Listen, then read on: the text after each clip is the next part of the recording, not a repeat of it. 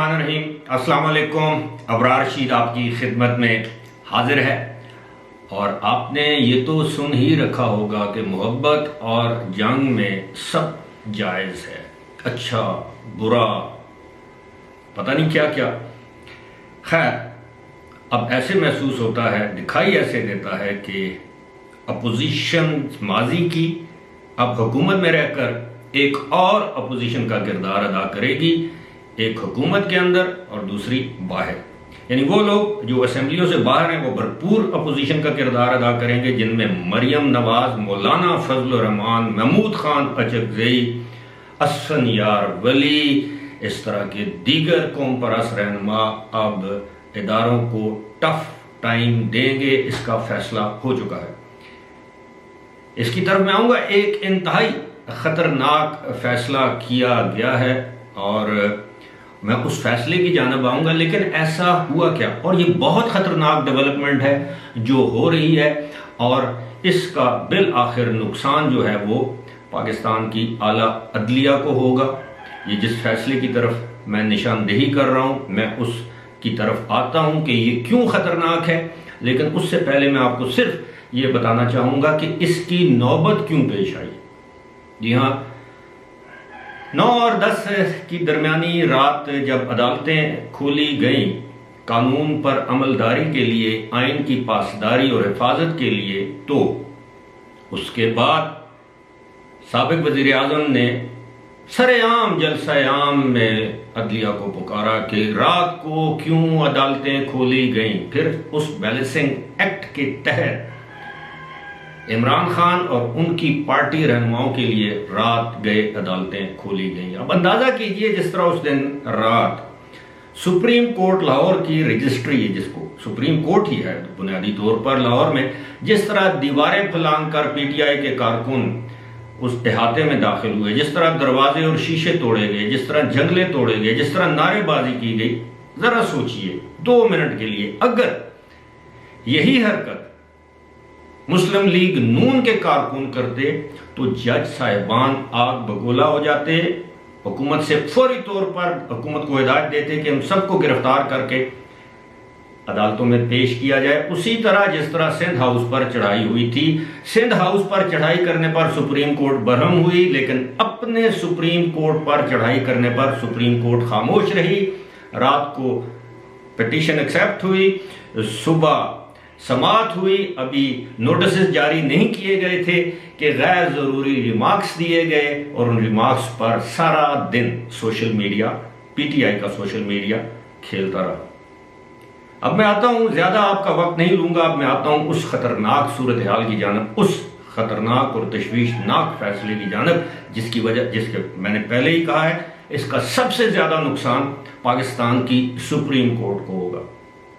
अब खबरें ये हैं और जराए से और बवसूख जराए से कि जब पीर के रोज समाअत शुरू होगी तो पीपल्स पार्टी के वकला और ऐन मुमकिन है मौलाना फजल रहमान की जमात के वकला अदालत में पेश हों और कहें कि जनाब हम भी स्टेक होल्डर्स हैं उस हुकूमत के, हमें भी पार्टी बनाया जाए। इसमें सिर्फ हमजा शहबाज और चौधरी परवेज अल्लाही की बात नहीं है, और ऐन मुमकिन है चौधरी शुजात का कोई नुमाइंदा बतौर वकील अदालत में पेश हो। अब आप अंदाजा कीजिए कि एक जो इरफान कादर हैं, जो हमजा शहबाज के वकील हैं, जिनके बारे में सारी दुनिया जानती है, लीगल फ्रेटर्निटी जानती है, वो इंतहाई दबंग साफ गो इंसान हैं और वो किसी का लिहाज नहीं करते। मेरा मतलब है किसी की तज़हीक नहीं करते, सुप्रीम कोर्ट की वो तौहीन नहीं करेंगे, लेकिन उनके अल्फाज ही ऐसे हैं कि आप यकीन कीजिए, मैं किसी जज साहब की इज्जत और तकरीम में कमी नहीं कर रहा, बल्कि बहुत से जज साहब उनको फेस करते हुए, जज साहिबान उनको फेस करते हुए कतराते हैं। मैं ये नहीं कहूँगा कि घबराते हैं, लेकिन उनकी कोशिश होती है कि इरफान कादर को ना फेस किया जाए।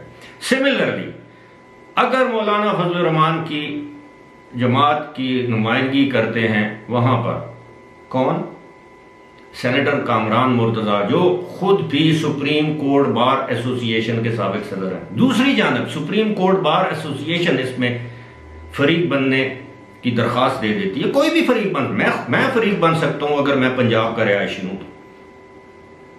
कोई भी शख्स वो कहेगा जनाब पंजाब आधे से ज्यादा पाकिस्तान है, इसके मामला डिस्टर्ब हो रहे हैं, मैं as a resident, as a शहरी, as a citizen of Pakistan I am affected, so make me party. People's Party के पास का दावा फुकलान है, वो अपने पेश कर देती है, तो क्या होगा? इन जमातों जिनका मैंने नाम लिया है, मुमकिन है मौलाना फजल रहमान, मुमकिन है पीपल्स पार्टी, मुमकिन है किसी और सियासी जमात का वकील वहां पर जाके पार्टी बने और उसके बाद ये कहा जाए कि जनाब बड़ी इज्जत और एहतराम के साथ मलूज खातर रखती हुई आपका इज्जत तकरीम एहतराम, वो वकील उस जमात की जानब से ये कह देगा कि हुजूर हमें आपकी गैर जानबदारी मशकूक लगती है और हमें आप पर एतमाद नहीं। बज़ाहिर ये 3 फिक्रे 3 अल्फाज होंगे, हमें आप पर एतमाद नहीं, आपकी गैर जानबदारी मशकूक हो चुकी है, और वो ये कह सकते हैं किसी भी जज को। आप ये 3 फिक्रे या 1 फिक्रा या 3 अल्फाज आप मुझे बताएं कि चीफ जस्टिस ऑफ पाकिस्तान के ऊपर कितना बड़ा दाग लगा देंगे, चाहे वो कितने ही गैर जानबदार क्यों ना हो, चाहे वो कितने ही ऑनेस्ट अपराइट जज क्यों ना हो। जो उनकी शोहरत है, उनके बारे में यही कहा जाता है कि is a very upright honest जज, लेकिन one can not be a जज इन हिज ओन कॉज। अब वो सब ये समझते हैं कि उनका अपना कॉज है। मौलाना फजल रहमान कह चुके हैं ना कि एक अदलिया के एक आला तरीन जज के दामाद इलेक्शन लड़े हैं पीटीआई के टिकट पर। अब मैं क्या बोलूं कि एक इसी तरह आला तरीन जज के भाई जो हैं वो मुबैना तौर पर एक मखसूस जमात के एमएनए, तो ये लीनिंग होती है, दिस इज नेचुरल। मेरा भाई, मेरी भाई की तरफ मेरी लीनिंग तो होगी ना, लेकिन उस बात को एक तरफ छोड़ दें। लेकिन हम ये कहना चाहते हैं कि अगर ये सवाल उठा दिया जाए, अगर अदलिया की गैर जानबदारी पर सवाल उठा दिया जाए और ये कह दिया जाए कि जनाब हमें आप 3 जज साहिबान पर, मुअज़्ज़ज़ जज साहिबान पर एतमाद नहीं है, तो क्या होगा? तो क्या वो ज़बरदस्ती इस बेंच में बैठेंगे? रवायात तो ये हैं कि किसी जज के ऊपर छोटा सा कोई एतराज़ उठा दिया जाए तो वो उस बेंच से अलग हो जाता है, वो दूसरा बेंच टूट जाता है। लाहौर में अभी हमने देखा है बेशुमार बेंचेस टूटे हैं मरियम नवाज के केसेस में, जब उनको पासपोर्ट वापस करने की बात है। इसके अलावा मुतअद्दिद मिसालें मौजूद हैं।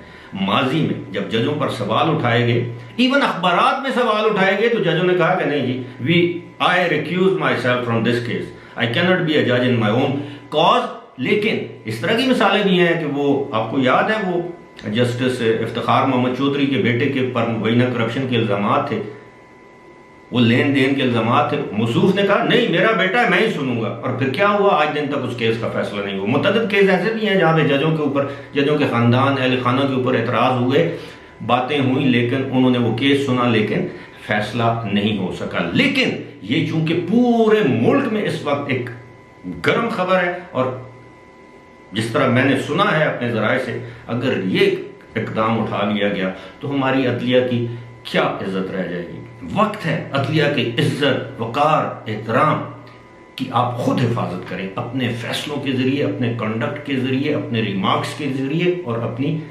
ऑब्जर्वेशंस के ज़रिए। आपने सारी उम्र चीफ जस्टिस या सुप्रीम कोर्ट का जज नहीं रहना। एक दिन आपने हमारी तरह आम शहरी के तौर पर इस माशरे में घुल मिल जाना है, समाजी तकरीबात में शिरकत करनी है। ऐसा ना हो जिस तरह साकिब निसार लोगों को मुंह नहीं दिखा सकते, जस्टिस गुलजार लोगों को मुंह नहीं दिखा सकते, जस्टिस आसिफ सईद खोसा लोगों को मुंह नहीं दिखा सकते। अल्लाह ना करे मेरे मुंह में खाक कि कल आपका भी यही हाल हो। फिलहाल इसी के साथ मुझे दीजिए इजाज़त। खुदा हाफ़िज़।